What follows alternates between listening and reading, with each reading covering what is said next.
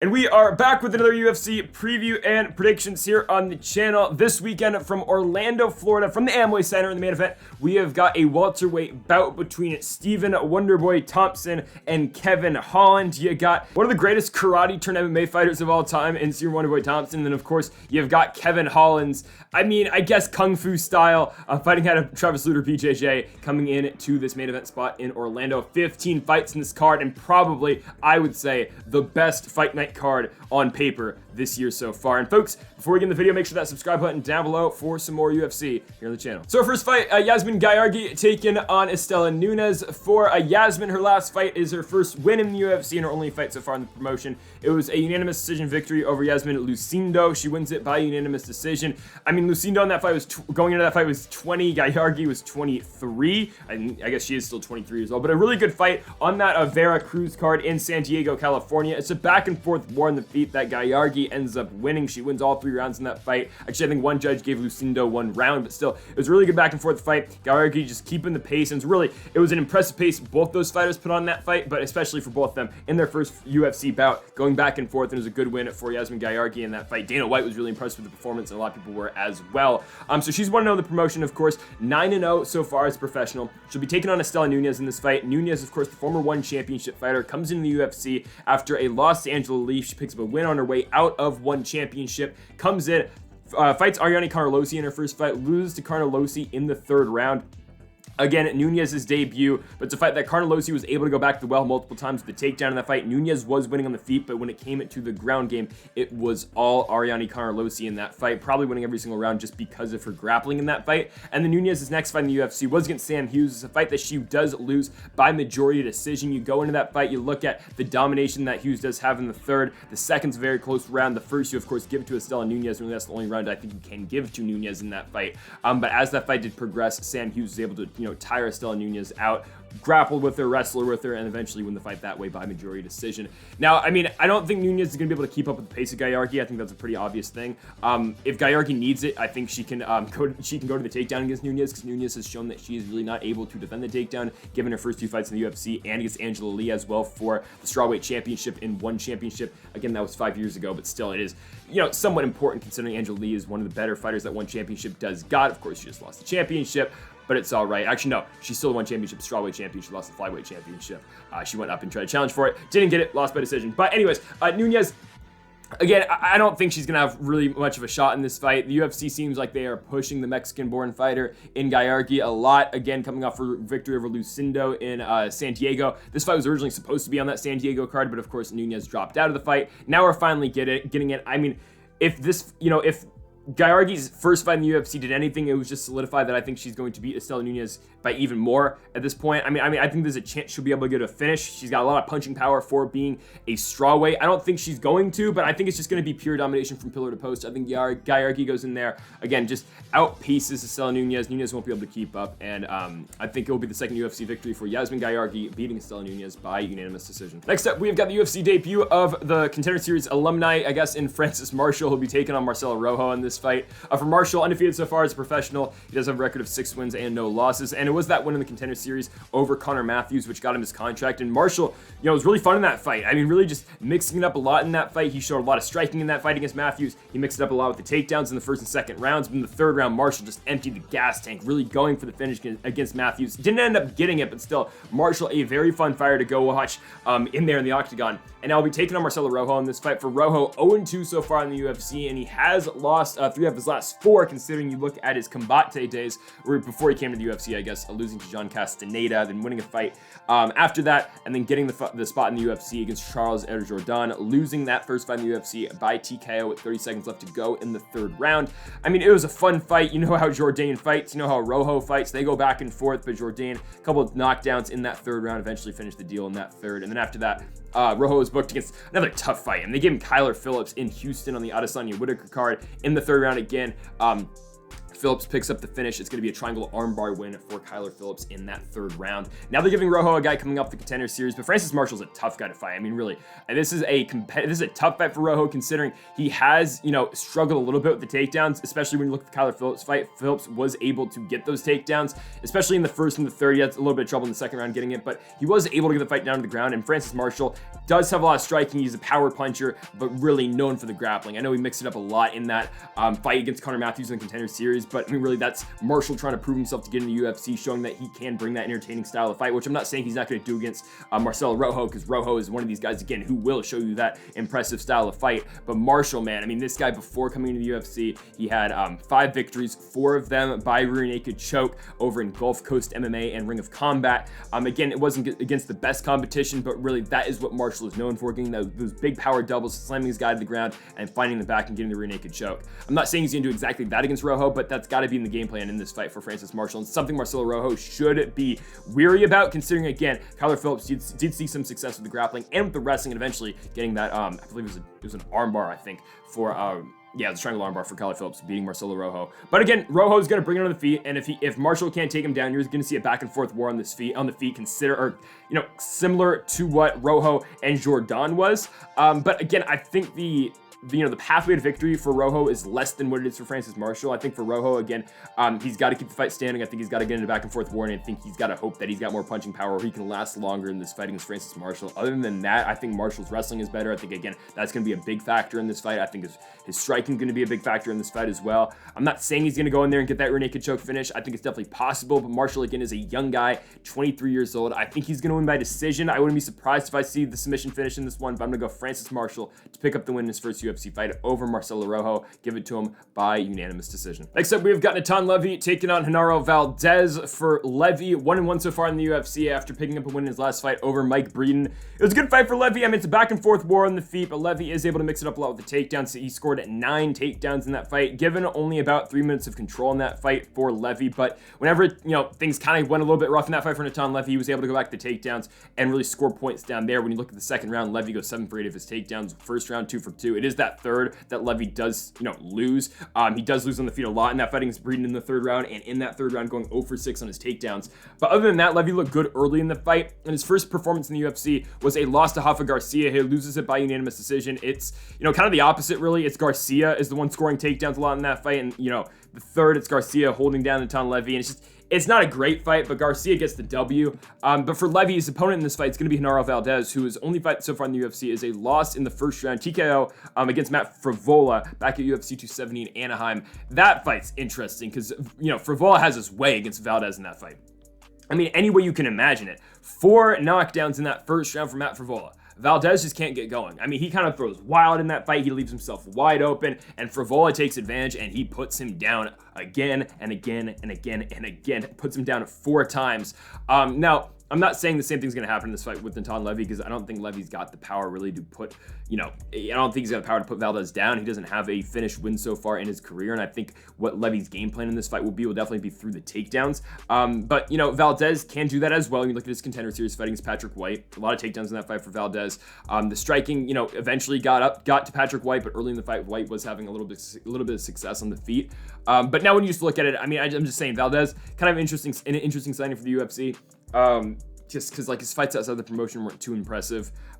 He does have some finishes once he does get the fight at the ground, but really, I think this fight's a toss-up. I mean, I'm not overly impressed with either guy, really. I mean, no offense to Natan Levy, but a win over Mike Breeden really, to me, doesn't show you that, you're the most capable UFC fighter, considering Breeden's 0-2 in the promotion, losing Alexander Hernandez first, and then lost to Natan Levy, lost to Anthony Romero in the Contender Series. Really, I mean, I just don't know how good either guy is. I'm going to take Natan Levy. Again, don't put money on this fight. I'm just kind of going to throw a dart here. I'm going to take Levy by decision. I think he is able to out-grapple Valdez. I think he's able to weather the storm on the feet.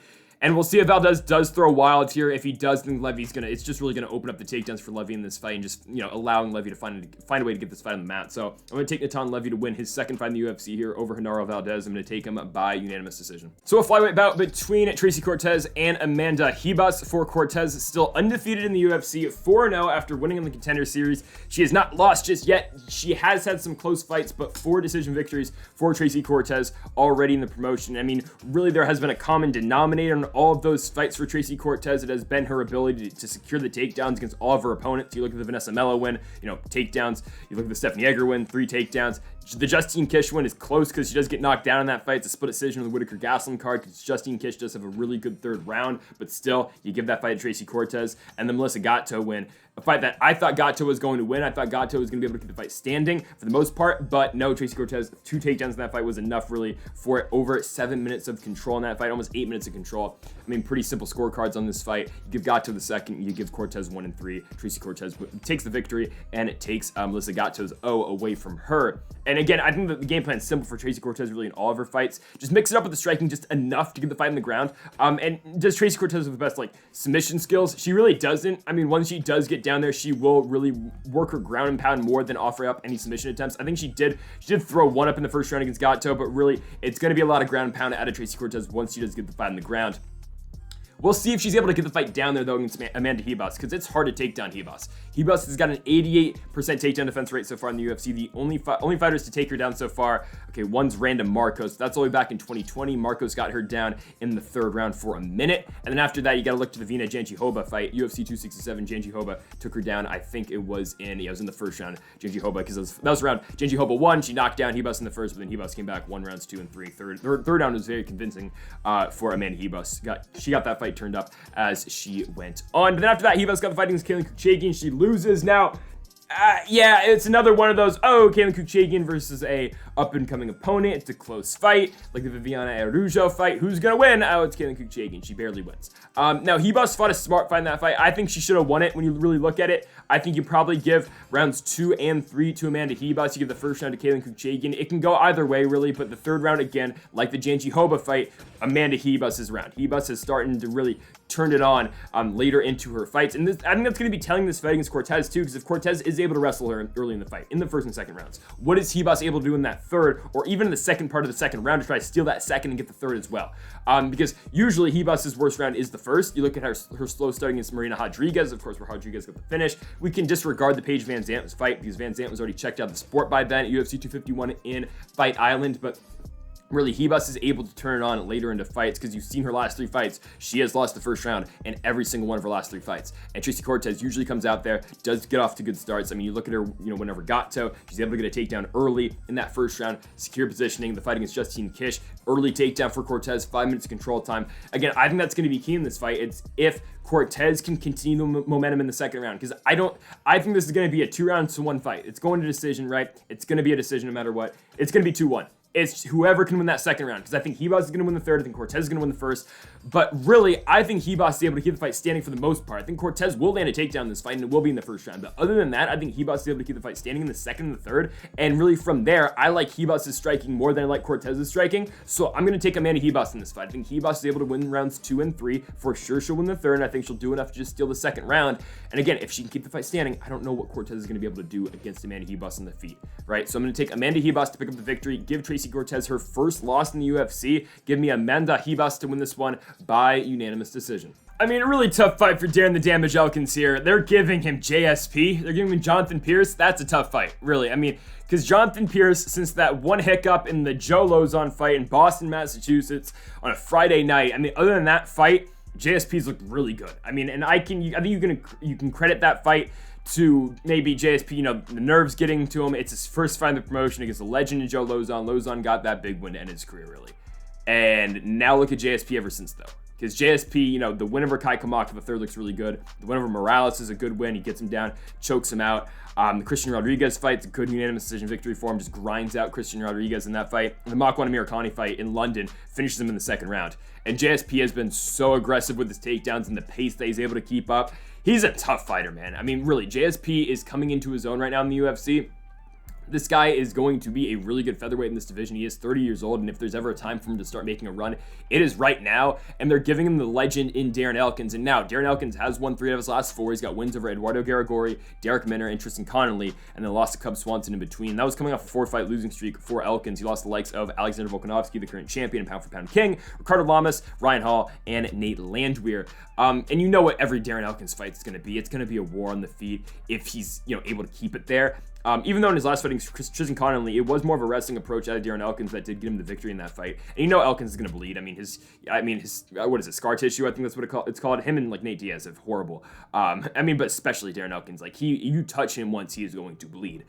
Which, you know, that's just how he is, I guess, at this point of his career. Look at the bloodbath he has against Nate Landwehr in Jacksonville, right? But for JSP, I don't know how much he's going to really play around in the feet. I mean, I think he will to a certain degree, but it's going to be, this fight's going to come down to if Darren Elkins can stop the takedown, which I don't really, I simply don't think he's going to be able to keep that takedown defense up for 15 minutes, because JSP's so, you know, constant with it. His pressure is huge in this fight. There's a reason Jonathan Pearce is minus 450 favorite in this fight. There's a reason Elkins is coming back at you at plus 360, because how does Elkins win this fight, really? I mean, I don't think he's got the power at this point to put out Jonathan Pearce. I think he's not going to catch him in a submission, right? So it's going to be Elkins probably, you know, it's got to be Elkins winning 2 rounds in this fight. And like, what makes you think Darren Elkins is going to win like 7 to 8 minutes in this fight? I just don't see it. I think Pearce is able to ground him early and often. I don't think Elkins is really able to offer much up. And you just look at the wins JSP has had recently. It's just, again, it's the takedowns after takedowns after takedowns. The win over Kamaka, the Morales win, gets him down, finds the rear naked choke. The Rodriguez win the decision. Amir Khani takes him down, unloads with the ground and pound as well. It's seriously a very tough fight for Elkins. I think JSP is going to get a finish in this fight. I think it's going to be a big takedown in the first round. That's just going to ground Elkins. He's going to tire out Elkins in that first and the second. JSP goes back to the wealthy takedown, eventually just unloads with his ground and pound. I think Jonathan Pearce is going to win this fight. Again, there's a reason he's at minus 450. I don't think it's all that close, if I'm being honest. Elkins will try to make it a brawl on the feet, but I really just don't think JSP is going to entertain it at all. I'm going to take Jonathan Pearce to beat Darren Elkins. I think he'll get it done by second round TKO with ground strikes to win this fight and improve to 5-1 in the UFC. 2 veterans of the sport going at it now, and Michael Jimenez-Johnson and Mark Diakiese. And first off, Michael Johnson should have won his last fight. That fight against Jamie Mullarkey was a fun back and forth fight. I believe it was the co-main event, I think. It was on the main card, I think. But anyways, Dos Anjos Fiziev. It's a back and forth war. It wins fight of the night. Michael Johnson should have won that fight. I got him in round 1 and round 3. Round 2, obviously, give to Jamie Mullarkey.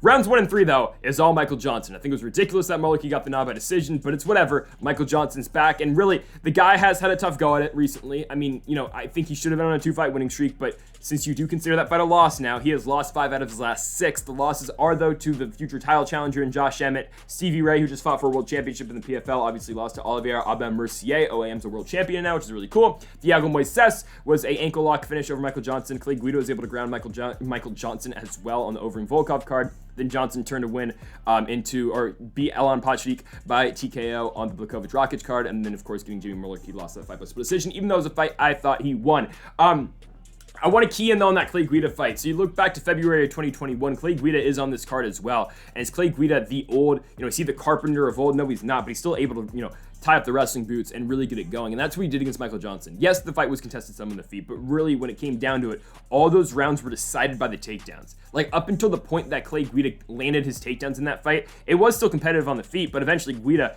you know, gets the takedown, brings Michael Johnson to the ground, and most of those rounds in that fight ended with Clay Guida on top after a takedown. That's a big thing in this fight. And especially when Michael Johnson's sure he's still got power at this age, he can still strike with, I wouldn't say the best of him, but he's still got a lot of punching power. He's still a decent striker, and he does take on a lot of tough fights. But it's just really, this is a tough fight for him because look at Mark Diakiese right now. And I was called crazy when I said Mark Diakiese was going to go in the Damir Hadzovic fight in London. I said, you know, I mean, you look at the way that he fought Slavaklaus. This is his new style. He says, Diakiese thinks, all right, screw it. I'm just going to go pick up victories right now. If guys can't stop my wrestling, which I haven't really showcased much in my career, you know, yeah, he did a little bit against Venata and Joe Duffy, but other than that, really, something that Diakiese hasn't really showcased. He went from being a striker to being a guy like, hey, I'm just going to go in here and I'm just going to start taking guys down. I mean, that's what we did against Slavaklaus. 11 takedowns in that fight over Borshev. I mean, 12 and a half minutes of control for Diakiese in that fight. The Damir Hadzovic fight, 8 for 11, 13 and a half minutes of control time in that fight. You know what Diakiese's doing now. I mean, I was told that, oh, no, you know, Diakiese just did that against Slavaklaus because he needed to win. No, that's just the way he fights now. And there's nothing against that. I mean, you know, Diakiese has found something that's worked for him right now. And now, is it going to win him any new fans? I mean, it's really not. Is the UFC going to push him all that much? Probably not, but still, it's a way to win fights, and the guy's only 29 years old. I'm talking about Jonathan Pearce like he's got, you know, untapped potential, which he does, but Mark Diakiese, who has been around for a while, who made his UFC debut back in 2016 on a fight card where Michael Bisping and Dan Henderson fought for a world championship, you know, he's still got a lot of, you know, he's still young in his career. He's younger than JSP. He's 29 years old. And I mean, I think he's going to go in here. I think he's just going to out-wrestle Michael Johnson for 3 rounds. I think that's, a pretty obvious thing here. Unless Michael Johnson can knock him out and put him out cold like he did against the Lampard-Sheik, and unless Johnson can catch him on the way in, shooting for a takedown, Diakiese's going to have his way in this fight. It's going to be constant pressure with the takedowns. I think Diakiese's is going to be, takedown, pick him, get him back up, dump him, repeat, rinse and repeat. I mean, I don't know how Johnson wins this fight other than landing that one big shot and putting Diakiese down. I think everything points to a Mark Diakiese victory here. I would look at the prop for Mark Diakiese by decision. I mean, it's probably not much more than what the odds already are, but like Diakiese in his last 2 fights where he's had basically 30 minutes of control time combined in his last 2 fights, or 25 minutes of control time in his last 2 fights. He's attempted 0 submissions. So he's going to go in there, and he's just going to ground his opponents and hold him there. So I'm taking Mark Diakiese all day here. Mark Diakiese by decision. It seems like a pretty obvious pick. Give it to him again by decision. Next up, we have got the Carpenter, Clay Guida, taking on Scott Hot Sauce Holtzman. For Clay Guida, coming off that loss to Claudio Pelez in his last fight, Pelez caught him in a knee bar early in the fight, lost it by, of course, that submission in the first only 3 minutes it took Pelez to win that fight. And before that for Clay Guida, big win over Leo Santos, man. On the Font Aldo card, looks like Clay Guida's dead to rights, but in that second round, man, finds a way to submit the Brazilian Jiu-Jitsu black belt in a Santos, takes the back, gets through a naked choke, gets the finish. And I think grappling and wrestling is going to be a big part of this fight for Clay Guida. Obviously, we just talked about his fight with Michael Johnson, about how he was able to pretty much end every single round with the takedown and with top control time, which was huge.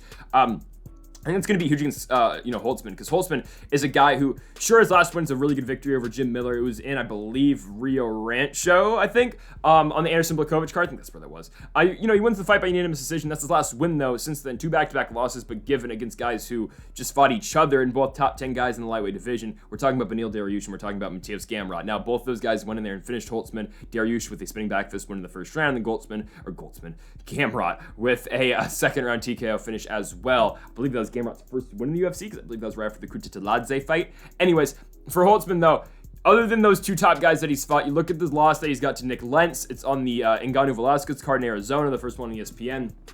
Lentz is able to go in there and ground Holtzman pretty much throughout that entire fight. I think that's really got to be the game plan that the Carpenter's got to follow as well, because you look at the Clay Guida right now. I mean, obviously, Guida can still go in there, can still kind of, trade back and forth and get in that fight, which given he'll do sometimes, but he'll go in there and lose. I mean, you look at the Bobby Green fight where, yeah, they exchanged wrestling some, but like the Mark Madsen fight, I guess he won the BJ Penn fight, but that doesn't really mean anything at this point, really, because that was BJ Penn in 2019.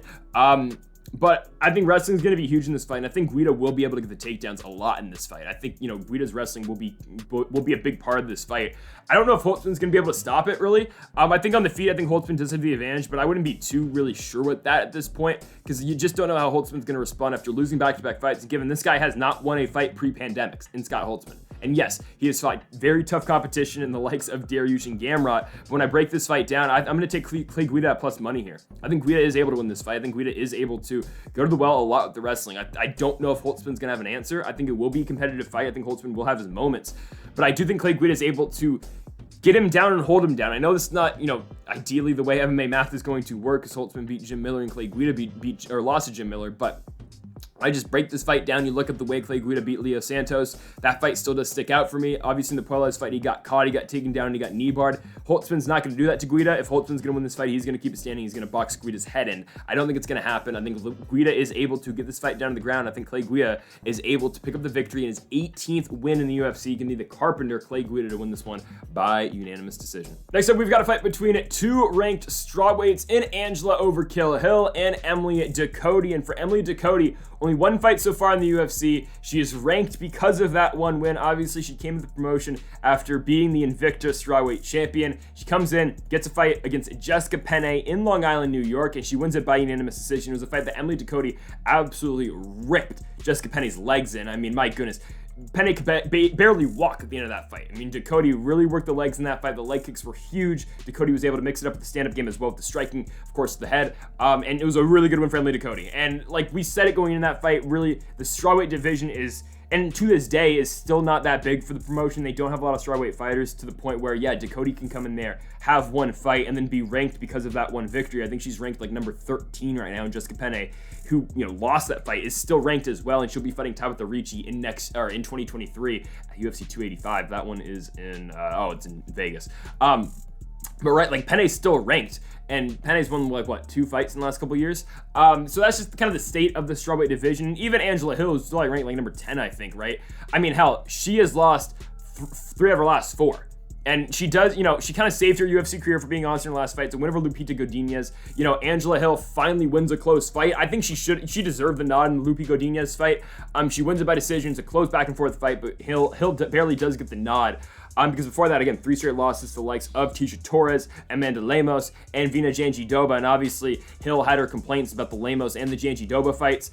I thought she lost both of them. But, you know, I understand it, right? But in this fight with Hill and Ducote, you're going to see back and forth striking on the feet. I don't think you're going to see much, you know, mixing of the wrestling and the grappling in this fight, really, because Ducote doesn't do that all that much. You know, she was the one fighting off the takedowns out of Jessica Penne in her last fight. Penne went 0 for 8 on her wrestling takedown attempts, I guess, in that fight.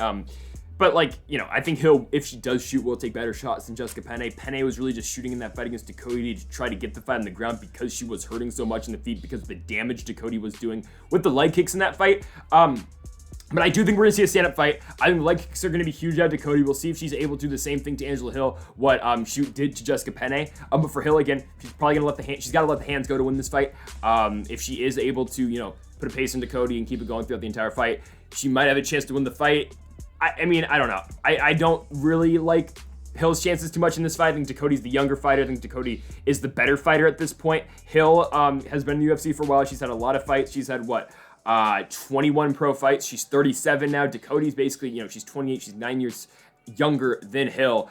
I think she's quicker. I think she's faster. I think she's got more power. And I think it's going to be enough for Emily Ducote to win the fight. I'm going to take the former Invicta strawweight champion here to beat Angela Hill. I think her striking game as a whole is better. I think the kicks out of Ducote is going to you know, come into a big part in this fight. I think Emily Ducote in her second win in the UFC is going to beat back-to-back ranked opponents. Emily Ducote goes to 2-0 in the UFC after outstriking Angela Hill, riding it to a unanimous decision victory. Next up, we've got Niko Price taking on Phil Rowe. For Phil Rowe, back-to-back victories in the UFC after his first performance was a loss to Gabe Green, and back-to-back second round TKO finishes for him. His first win being on the Hall Strickland card, finishing Orion Cosce in the second round, and then finishing Jason Witt in the second round after a first round where Jason Witt did have a lot of success wrestling-wise against Phil Rowe. Rowe really just couldn't get going in that first round, but in the second, Rowe connected on the dot, put down Jason Witt, and ended up winning the fight against the Vanilla Gorilla, one of multiple Vanilla Gorillas in the UFC. Anyways, Phil Rowe picks up the victory by second round finish. He's taking on Niko Price here, who Price is never in a boring fight. He's always in back and forth wars on the feet, and his last one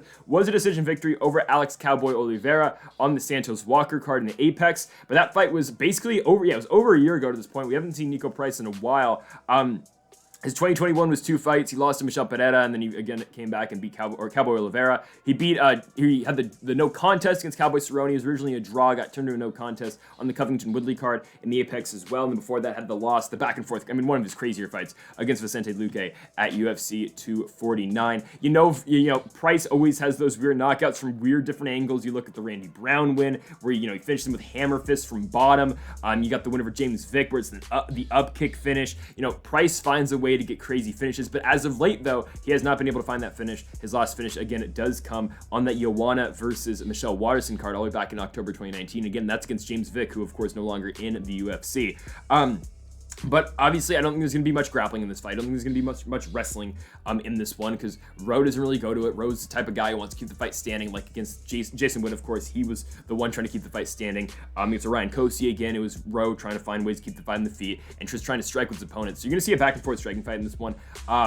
I think you're probably going to see a finish, honestly. I mean, both these guys do throw heavy leather. I know, again, Price has not gone to finish in the UFC in a little bit. But the odds in this fight, again, somewhat even. You look at Price minus 140. You look at the underdog here in this fight in Phil Rowe at plus 120. I just think either way, you're going to see a knockout in this fight. And I'm excited for it because I think someone's getting put down. I'm going to take the underdog, though, in this fight. I'm going to take Phil Rowe. I think I like Rowe striking a lot. I like what he has done in his last couple of fights. And again, Niko Price is a huge step up in competition compared to his other fights so far, because obviously Price is on a little bit of a different level than what Jason Witt and what Orion Cosce are going to present. But what is different in this fight for Phil Rowe that he didn't have to, he did have to worry about in his previous 2 wins in the UFC is the thread of the wrestling, thread of the takedowns. There's no thread of the takedown for Niko Price in this fight. So obviously it's just going to be Rowe, trying to find the knockout and trying to find those spots in the feet where he can sit down and put down Niko Price. I think Rowe's the better striker at this point in both guys' career. I think Price is going to try to make it a brawl, while I think Rowe is a little bit more technical with the striking, and he will pick his spots more, which I think will accumulate and do more damage to Nico Price. So I'm going to take the Fresh Prince in this fight, Phil Rowe. I mean, he's gotten back-to-back finishes in the second round by TKO. I'm going to pick him again by second round knockout here. I think I think it's going to be like a hook. I think it's gonna be like a hook. I think Price is gonna overextend, and Rowe's gonna catch him with a hook or something and put him down. I'm gonna take, and again, Nico Price is a very tough guy to finish. I don't know. I mean, the last time he was finished, I think the Luque fight was stopped because of an eye injury. It was doctor stoppage. Last time he was really finished was the Jeff Neal fight, and then Abdulrazak Alhassan put him away in Dallas at UFC 228 as well in the Woodley Till card. I think Rowe is gonna be, one of these guys who is able to sit down Nico Price and pick up the biggest victory to date so far from the UFC. I think he's gonna pick up his third straight second round knockout finish. I'm taking the Fresh Prince, Phil Rowe, to beat Nico Price. He's going to get it done by second round knockout. Next up, we've got Eric Yaboy Anders taking on Kyle Daukaus.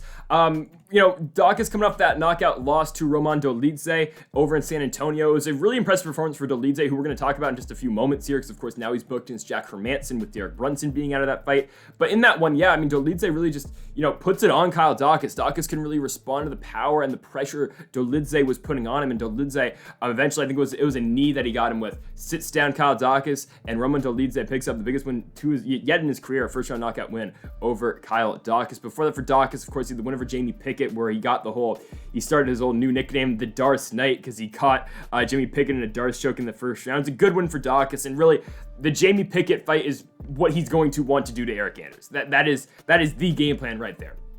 Takedown, submission, let's get over it. Let's get this night over with, right? Because Daukaus, obviously, that's where he's at his best. It's his grappling. It's, the fight that never happened, but technically did happen. The fight with the main eventer this week, Kevin Holland, where there's a headbutt, obviously. Holland gets flash KO'd in that moment with that, with the headbutt, but still, Daukaus takes advantage. He takes his back and he submits Kevin Holland.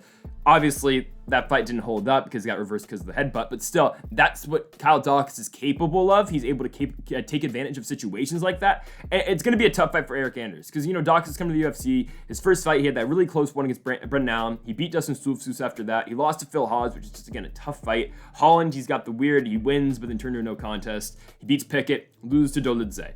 Unless he doesn't get caught by Eric Anders, he should win. Now, let's talk about Eric Anders, who is on a back-to-back, who has lost his last two fights. The Jun Young Park fight, he loses by split decision. It's on the home Vieira card. It's a very close fight. It's a fight that, results in Anders being the one looking for takedowns, but ever so slightly, the Iron Turtle, Jun Young Park, does pick up the victory. And before that, for Anders, took on just a very tough guy. And this is, I'm not going to discredit Anders' wrestling and jiu-jitsu ability because he loses to Andre Muniz. Muniz is so good. Muniz gets him down. I think it was with a trip Muniz gets Eric Anders down. Could be wrong about that, but he gets him down, gets him with an armbar, boom, fight over. But like Andre Muniz is one of those guys who, this guy is going to be one of the top contenders in this weight class for a while.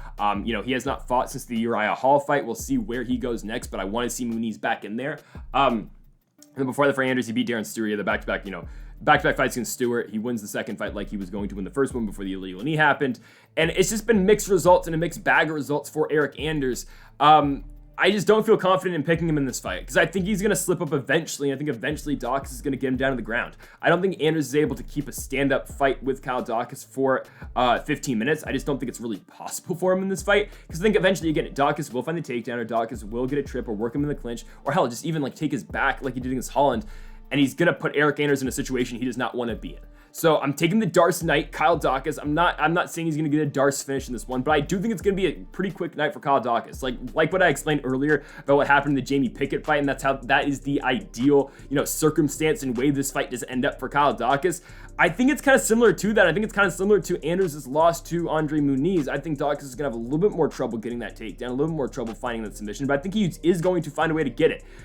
I'm going to go on a limb here. I'm going to say first round submission. I could easily see it happening in the second, but I'm going to take a first round sub win for Kyle Daukaus, picking up his biggest win to date against the former, main event headliner on a fight night given. But for Eric Anders, he had two headlining spots against Diakiese Santos and Lyoto Machida. I think Daukaus is going to pick up the victory. He's a 2-1 favorite for a reason. I think he goes in there, takes down Eric Anders, gets a submission. I'm taking Kyle Daukaus to win, picking up his 3rd win in the UFC, give it to him by 1st round submission. So a big step up in competition now for Roman Dolidze, as he will be taking on Jack the Joker Hermansson. And for Hermansson, his last win was a fight against Chris Curtis. It was a fight that I did not think he was going to win. I thought Curtis was going to go in there and score the upset. Obviously, Hermansson was supposed to take on Darren Till in that fight. Curtis comes in at short notice. Hermansson picks up the win by unanimous decision. And really, Curtis shows lack of striking, I guess, in that fight.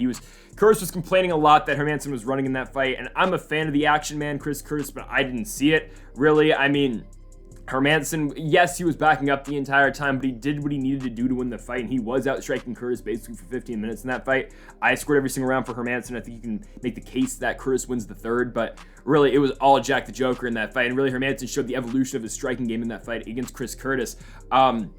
Because before that, for him, he had that 5-round fight against Sean Strickland, where Strickland won 4 rounds to 1 in that fight, and Hermansson didn't look lost in the feet, but he just looked always like he was a step behind of Strickland in that fight. It was weird. One judge gave Hermansson the fight, which is really weird, but it's whatever.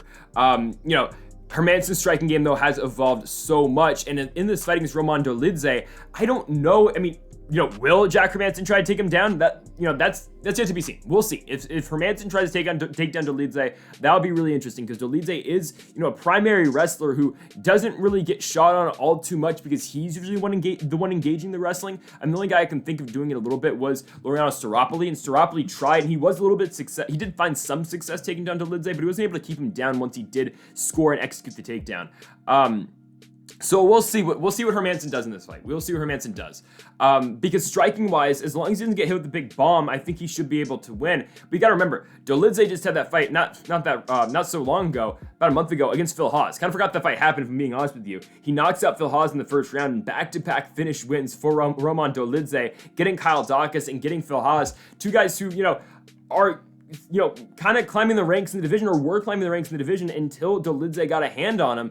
And of course, he knocked both of them out in the 1st round. We will see what he'll do against Hermansson, because Hermansson is a very tough guy to put away. I mean, obviously, Sean Strickland, who doesn't have the most punching power, but still, Strickland had 25 minutes with Hermansson, was able to put him away. Jared Cannonier is really the only guy to do so. Thiago Santos, I guess, did all the way back in 2017. But what I'm saying is, Jack Hermansson can take a punch, right? And Dolidze, he does throw with a lot of power, but technically sound-wise, he's not the best. And if Hermansson can go in there and just break him down and out-volume him, and just get in his face and just, stay out the big shots so Dolidze will wing out, I think Hermansson should be fine. I don't think he's going to go really the wrestling all that much in this fight, even though I think it can come into play here, considering, again, Dolidze is taking this fight in short notice. Hermansson has been preparing for a fight for a while, and yeah, Dolidze just fought last month, but still, it is a fight that he's taken on 14 days' notice, filling in for the now injured, of course, Derek Brunson, which I think, I honestly think the game plan hasn't changed too much for Hermansson, because I don't know how much Hermansson was going to be looking to wrestle with Derek Brunson, because you know how good of a wrestling game Brunson's got, right? So I think if you're, in the Joker camp going into this fight, even when it's Brunson, you're thinking, okay, we'll just keep it standing and we'll try to just outbox him, similar to what we did to Chris Curtis, who's a guy who, of course, going in that fight, we thought, all right, if Chris Curtis can have a chance, he's going to have to keep the fight standing, and look what Jack Hermansson did to him, right? And Curtis, big power puncher, he's always looking for that big shot.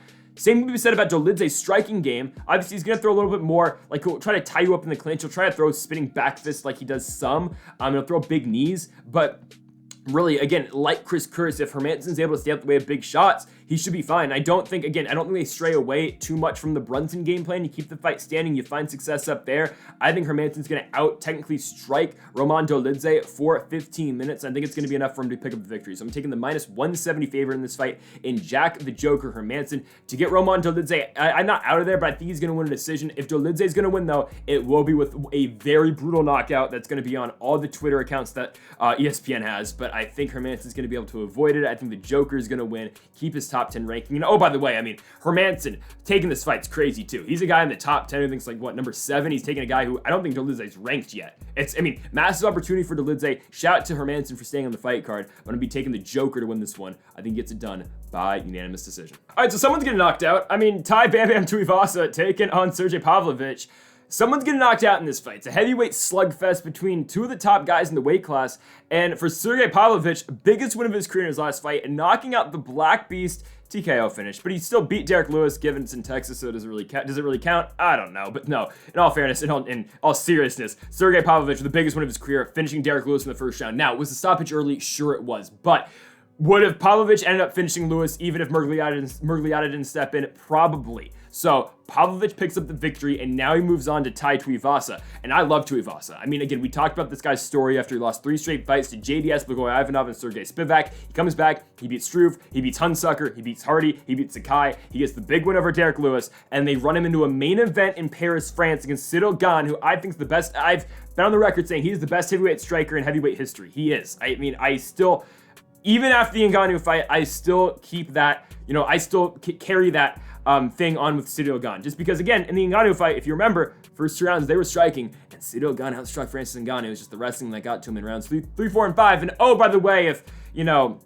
he wasn't told he was, if he wasn't told he was down 3-1, he wouldn't have pulled for a heel hook in the 5th round. He would have won the fight, but it's whatever. Cyril Gane's the guy. I'm excited to see him work his way back to the championship. Anyway, that fight in France, man, that fight showed you a lot. It showed you that Tuivasa can really stand there and hold his own against some of the best in the weight class, because Cyril Gane is that guy. And it showed you, okay, also, I know Cyril Gane's not fighting, but it showed you Cyril Gane can take a punch. I mean, Tuivasa put him down, and Gane worked back up to his feet and won the fight after that. And it also shows you Tai Tuivasa can eat damage. Like, he can stay in the fight, take a lot of shots, and keep walking forward. Obviously, he lost the fight, and he did take a lot of damage in that fight. And that is my most concerning part about this fight for Tuivasa. It's that, man, I mean, you look at Cyril Gane, the damage he put on him. Gane hasn't fought since. Gane's, really hurt from that fight. I think he's got a broken hand, if I'm not mistaken. But anyways, Tuivasa's bouncing back in 3 months. And here he is against a guy who just knocked out Derek Lewis. And Pavlovich is on a big knockout streak. Abdurakhimov, Maurice Green, Marcelo Gome. Like, he's won, again, Gome, Green, and Abdurakhimov are not the same guys that Derek Lewis and Tai Tuivasa are, but still, Pavlovich is throwing with massive, in massive and hurtful intentions. The guy has had 4 fights since the Alistair Overeem fight in his UFC debut. He's won them all in the first round by knockout. The guy has not seen a second round yet in the UFC. And normally, under normal circumstances, if this is Tai Tuivasa if this fight's in February, and this is Tai Tuivasa, or even coming off the Lewis fight, I'd probably take him. I'd say that he'd win a slugfest. And I do think, of course, Tuivasa is still gonna have a chance to knock out Sergey Pavlovich, but this is what I don't know is going to remain true in this fight. I don't know if Tuivasa is going to be able to eat the same damage that he took in the Cyril Gane fight. I think it will be easier for Sergey Pavlovich to put away Tai Tuivasa than on normal circumstances. Tuivasa just went through a war, and one of the toughest fights that you can possibly go through in the heavyweight division. Oh, by the way, he has to go on the road to France to fight Gane, who is a monster, who is probably the 2nd best heavyweight in this weight class, who I think could still beat Ngannou if they had a rematch, but obviously Ngannou John Jones is happening. We'll see. I'm assuming Gane's going to fight Curtis Blades next. We'll see what happens there. Or maybe Stipe Miocic if Miocic comes back. Obviously, he's dealing with some personal issues, but still, we'll see. But I think that's why Pavlovich is such a big favorite in this fight. Obviously, only 1 loss so far in the professional career. It is that UFC debut fight against Alistair Overeem in, I think it was Beijing, China. But since then, again, 4 wins, all by knockout. And he picked up 2 wins in 2022 after not fighting for 3 years. And he picks them both up by knockouts in the first round. It's not like that I'm all that high on Pavlovich. I think Pavlovich is good. I don't think he's one of the elite guys in this weight class, but am I saying that Tuivasa is an elite guy in the weight class? No, I'm not. I think Tuivasa is good. I just think he's kind of like Derek Lewis. I think Tuivasa can beat, pretty much every single guy in the top 15, but I think he can lose pretty much every single heavyweight on the roster for the most part, right? So I think Pavlovich in this circumstance is going to pick up the win over Tuivasa. I think Pavlovich is going to catch him. I think they're going to exchange and they're going to trade pretty much like every Tuivasa fight. And of course, no matter where Tuivasa's chin is at going into this fight, he's always going to have a chance to land on Pavlovich and flatline him and put him to sleep. So it's still, honest to God, it's still not a bad bet looking at Tuivasa plus 165. But I'm giving you a straight up pick, and I think odds on Sergey Pavlovich is more likely to win this fight. I think Pavlovich is more likely to land on Tuivasa. I think Tuivasa is going to swing big, and he probably will connect at some points, but I just think Pavlovich is going to be able to eat a whole lot more damage than what Tuivasa is able to eat. And I think Pavlovich is eventually going to find that knockout, and eventually he's going to put down Tai Tuivasa, and I think it's going to be in the first round again because the guy has not been out of a first round so far in his UFC career. So I hate to pick against Tuivasa because I usually pick for the guy, but surprisingly, for the 3rd time in a row, I'm picking against Tuivasa. Give me Sergey Pavlovich to beat Bam Bam. I think he gets it done by knockout in the first round. All right, Mateus Nicolau taking on Matt Schnell. Should be a good one here, but honestly, when you look at Matt Schnell, and it's kind of similar to the problem I had with Tai Tuivasa's fight against Sergey Pavlovich, is that Schnell just fought. And yes, it was like 4 months ago, but this is the big problem. Matt Schnell took so much damage in that fight. Like, Matt Schnell was on the brink of death against Sumadarji in his last fight. Yes, he wins and he comes back and he hits him with a triangle choke, but my goodness, like, he was getting beat to a pulp, but somehow, someway, he pulls it within himself, and Matt Schnell wins the fight. It is seriously one of the greatest comebacks I have ever seen in UFC history, but I would have liked to see him take at least 6 months off. And now he's taking on a killer in Matheus Nicolau. And Nicolau is not the guy who's going to go on there and, like, you know, knock everyone's head off. But, like, is it possible? Sure. But in his second UFC run, the guy's 3-0. He's beat the likes of Manel Kape, who, like, I didn't think he won that fight, but it's all right. He beat Tim Elliott. And the biggest win for him, definitely, is over The Undertaker, David Dvorak. It's a huge win, beating Dvorak by unanimous decision. The guys look really good. And he's one of the top flyweights right now in the division. And it's a super tough fight for Schnell. The odds obviously reflect that. You got Nicolau at minus 365 and you got Schnell at plus 300.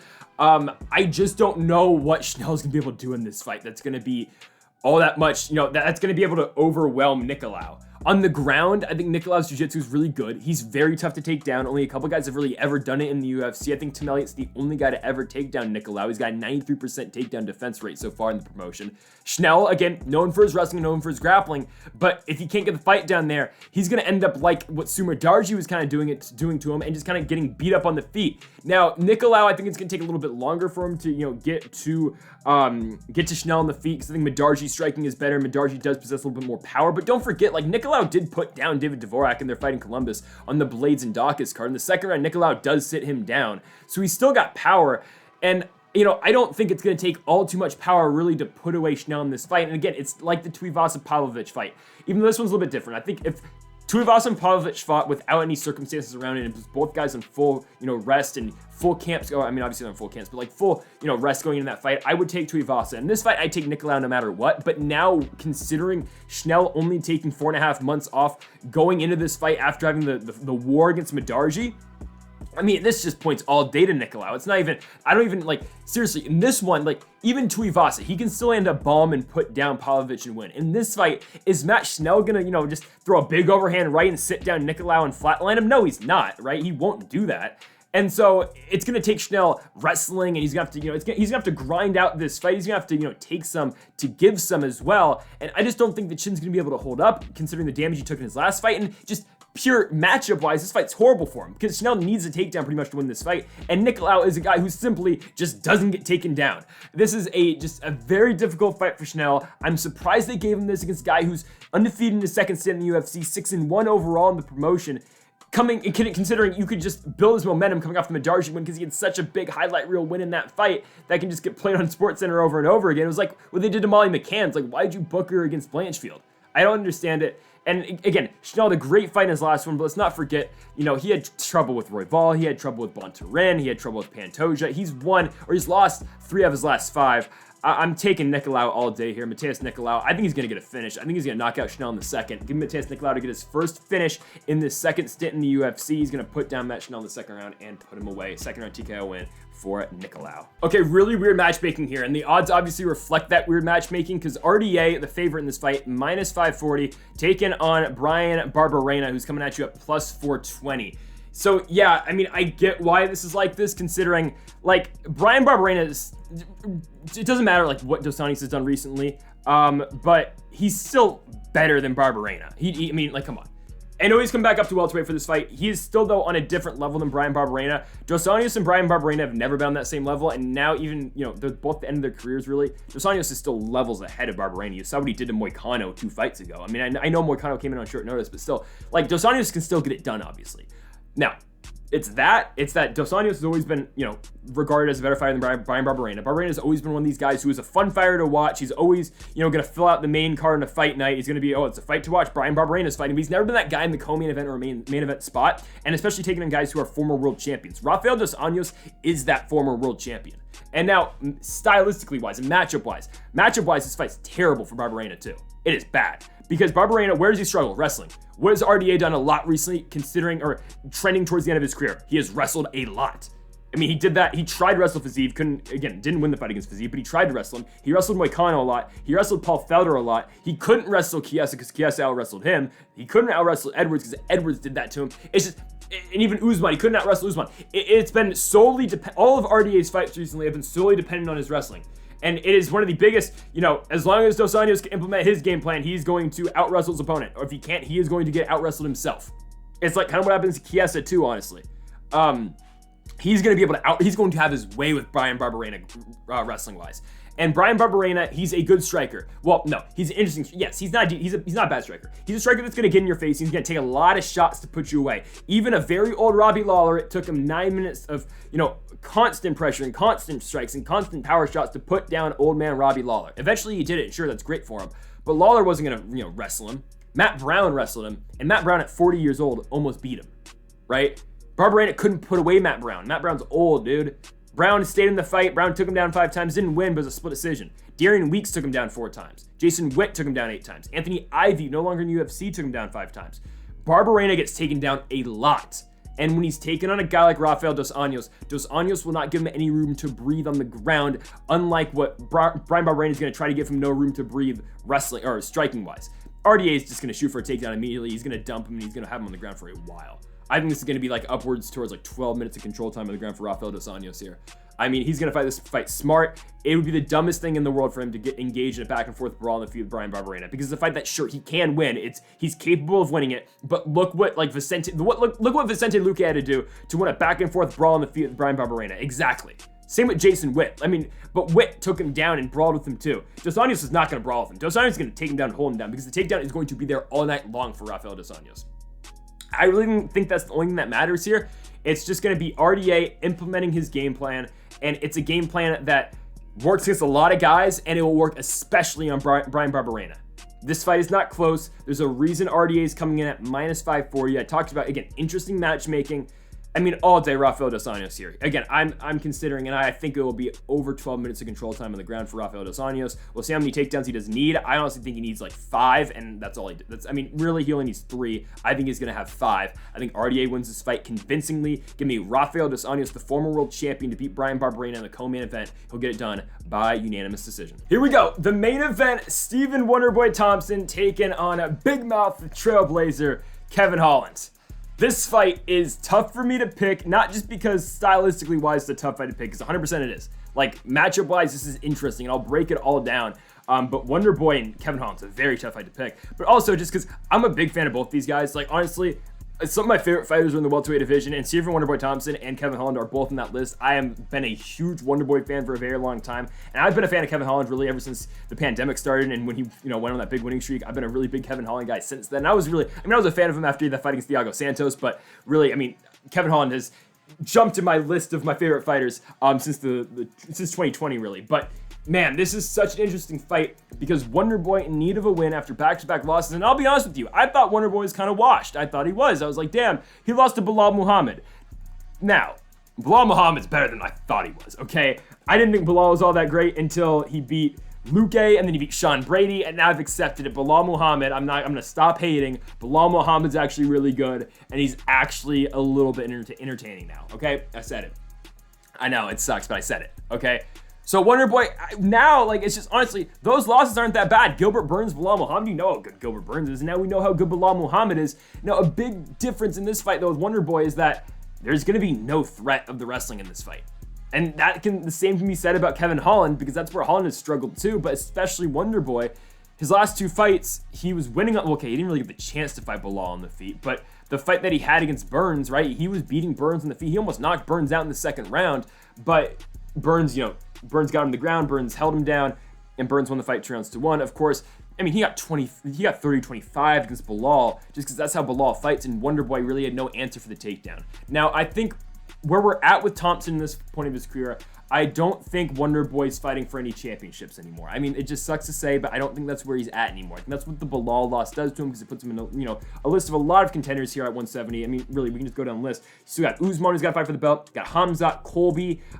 Burns is going to be ahead of, Wonderboy at this point. Of course, Leon's the champion now. It's just all these guys are going to be ahead of Wonderboy at this point, and I don't think he's ever going to get the opportunity to fight for championship anymore, which is fine. But I think there's just still a lot of big, and even if Wonderboy loses to Holland here, which I'm not saying he's going to, we'll get to that official prediction later, but even if Wonderboy loses, there are still many huge fights for Wonderboy to have in this weight class, because it's a bunch of fights that are fun. It's fights that, you know, don't involve him fighting wrestlers, and it's just, you know, help Brian Barberena, Matt Brown. Okay, I mean, I know he fought Matt Brown a whole long time ago, but right, these fights like that where it's against guys who will strike with them, and it's honestly a fights that Wonderboy is going to win. And we got to consider Wonderboy's old. He's 39 years old. Like, you know, Colby will make the joke, you're not a boy anymore. You're 38. You're 40. He is, right? But Thompson is getting up there in age, but still, Kevin Holland, I don't think is the guy that's going to be able to go in there and wrestle him, even though he did submit Tim Means. And if Holland is ever going to put on the wrestling boots, and if Holland is ever going to look to take a guy down, it will be against Wonderboy. Because there's a chance Holland gets stuck in the trap that a lot of guys get stuck in against Wonderboy, where they're just losing. Wonderboy's doing his thing, staying on the outside, you know, hitting him with side kicks, just not letting them get involved really in the fight, similar to the Jeff Neal fight with Wonderboy. And where Holland's kind of stuck, he can't land the big power shots, he can't get going against Wonderboy, and then he's forced to wrestle with them. Which, honestly, with Holland's wrestling game getting better, and again, I feel like, again, Holland's wrestling and his grappling gets crapped on so much because of the guys he's fought. Brunson and Vittori are the top two guys wrestling-wise at 85, other than, okay, obviously Bo Nickel, who's coming up now, but in the top 10, other than maybe Robert Whitaker. Khamzat Chimaev, I mean, Khamzat's going to do that to pretty much 99% of the roster, what he did to Kevin Holland at UFC 279. Oh, by the way, Kevin Holland fought Khamzat Chimaev on, like, a day's notice, right? I mean, and he got bagged for that, which is good for him, but, like, I don't think that fight should honestly be against him at all. I don't think anyone is taking that fight against Kevin Holland. But I'm just saying, Holland's wrestling and his grappling is evolving. If there's ever a fight where Kevin Holland's going to be the one to push the pace on the ground, it's going to be against Stephen Wonderboy Thompson, because the lack of success I guess Wonderboy has had wrestling guys. I mean, really, the last fight that Holland went in there and really tried to, you know, grapple with the guy was John Phillips. But John Phillips literally had a negative ground game, and they said, yeah, hey, Phillips, you're going to fight a guy who's making his debut in the UFC. What's his name? Khamzat Chimaev? Heard of him? Yeah, no. That was ridiculous, by the way. That was messed up. But I don't know where this fight goes. And also, another big factor in this fight, you know Holland's always going to talk crap in his fights. You know Holland's always going to get his opponent's face. How do you talk to Wonderboy? Like, Tyrone Woodley tried to do that, and it did not go well for him just because no one bought into it. Everyone's like, damn, you're just an asshole, dude. Like, that's just... Like, you can't talk crap to Wonderboy. I think the only guy who can make it work would be Colby, just because Colby, you know, he's just, you know, Covington's not even, you know, Covington's not serious with his trash talk anymore, really, unless it's like Masvidal or Usman. Even Usman, you know, it's not, you know, it's not legit anymore. I think it's really only with Masvidal at this point. But, right, I don't think you can trash talk Wonderboy, and you're not gonna make Wonderboy like get emotional when he's fighting, like what Holland will make other guys do. But we'll see, because Holland's got crazy power at this weight class. He's got crazy knockout power. Wonderboy is older, even though Wonderboy still can't take a shot. He's only been put away once. It was the Anthony Pettis fight, where Pettis bounces off the cage, hits him with a Superman punch, puts him to sleep, which is still ridiculous, because Wonderboy's probably gonna win that fight. He was on his way to win that fight, even though it was only like the second or third round, but still, he was piecing Pettis up.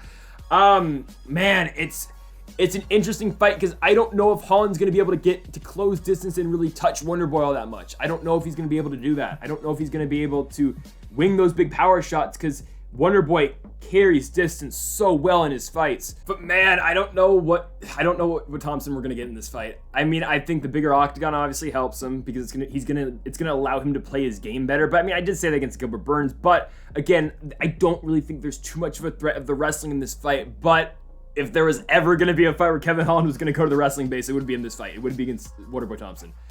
Man, it's such a tough fight for me to predict, man, because I do think Holland has the power to put Wonderboy down. But really, we haven't seen Wonderboy get finished since the Pettis fight, and that's really the only fight he has been finished. It's such a super tough fight to pick, man, really. I mean, I think this is one of the tougher fights I've had to pick in a while, especially in the main event setting. Because, okay, if Holland gets it done, I think Holland's going to win by knockout. I don't think Holland can carry a 25-minute pace against Wonderboy, or at least beat him for 25 minutes. If this fight goes the distance, I think it will be a Wonderboy victory. I mean, obviously, Wonderboy's always capable of ending a fight, you know, within the distance, but he hasn't done it in a while. I don't think he's going to, and the last time he did it was against Hendricks, I think. I could be forgetting one, but I think that was it. We'll see. We'll see what Wonderboy we get. It's really dependent on what we see early in this fight, because again, we thought dudes wrote Wonderboy off after it was going to the Luque fight. He was coming up, I was thinking the loss to Pettis, right? He was written off after that because he lost to Till and then Pettis, and you're like, okay, booking him against Luque, and he comes in there and he beats the brakes off Vicente Luque, and then he beats the brakes off of Jeff Neal for 25 minutes. Again, 25-minute atmosphere, main event spot against Kevin Holland. Oh my goodness, I'm gonna ever so slightly take Wonderboy. Yeah, I can't pick against him. I mean, honestly, I love Kevin Holland, one of my favorite fighters, but same as Stephen Thompson. I can't pick against Stephen Thompson here. I think he's gonna find a way to win. It's gonna be one of Wonderboy's tougher 5-round fights though, that actually go the distance and then he actually wins. It's not gonna be like the Luque fight, which was 3, but still, it's not gonna be like the Neal fight where he's winning all 25 minutes. Holland's gonna win rounds. Dare I say it, I think Holland's gonna win the first 2 rounds, and I think Wonderboy comes back and wins 3, 4, 5. Holland has, I don't know if he's going to be able to keep up and play the game that Wonderboy is going to play with them.